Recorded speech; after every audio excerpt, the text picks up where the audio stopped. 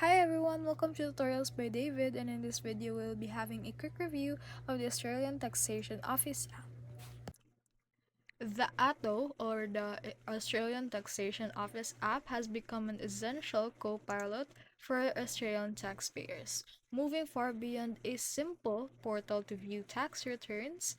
So its standout feature is that the My Dedication tool, which is found right here, which allows users and sole traders to snap photos of receipts and categorize as or expenses on the go, seamlessly pre-filling your tax return at the end of the year. The app also provides real-time tracking of your tax refund status and easy access to your tax or help desk and superannuation balances.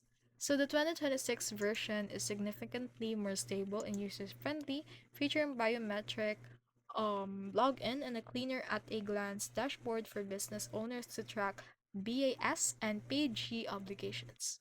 However, the biggest con for this one is that it remains the heavy reliance on MyGov ID for security, which you can find right here, which can still be a multi-step up headache to set up or recover if you lose access.